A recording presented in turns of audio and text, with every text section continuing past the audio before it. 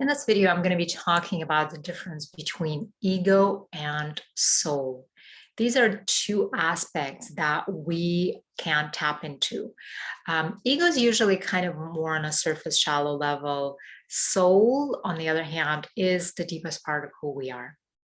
Ego is a set of structures that we got used to living inside of. Think of it as a state of also consciousness.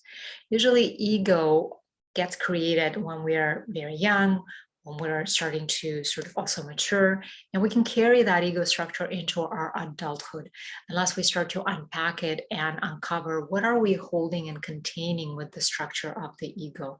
Usually there are fears, insecurities, usually there are traumatic experiences that we are hiding underneath the ego.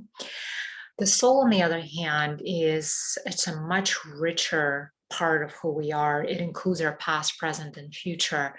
It's usually has an impulse that connects us also to the divine, to higher power, intuition.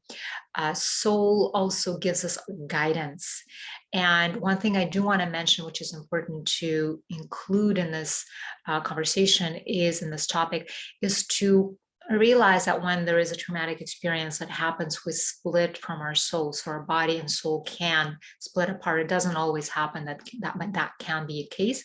And we go through what's called soul loss. And it's important to also move through the process of healing so that the soul and the body can reconnect and can reunite. Okay, so just from my personal experience, I remember that when somebody asked me a question about something that was really important to me, and I remember answering prestige. Believe it or not, in my early 20s, I thought that prestige meant a lot, and I would, kind of be held in high esteem, and I would be accepted, and I would feel a sense of belonging.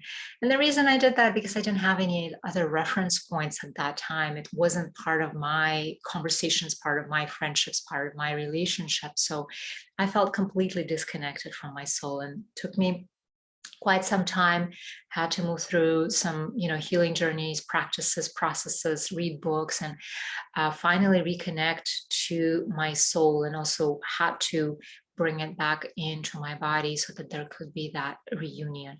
Soul usually is connected to divine essence of who we are. These words might feel fluffy in the beginning if you're not really fully yet tapping into soul, and that's okay. It's just a matter of starting to recognize it, or simply setting in an intention, just saying my intention is to connect to my soul and to notice what starts to happen.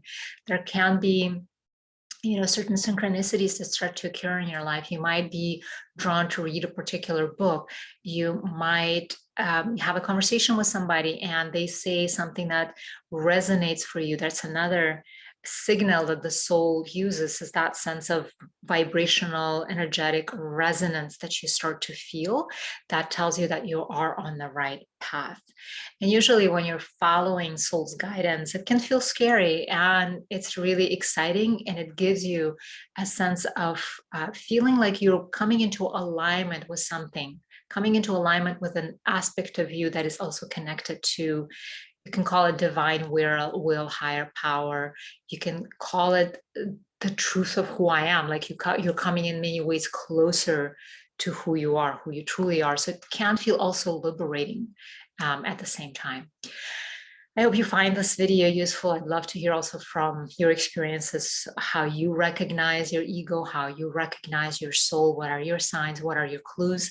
If you haven't subscribed yet to my YouTube channel, feel free to do that if you wish.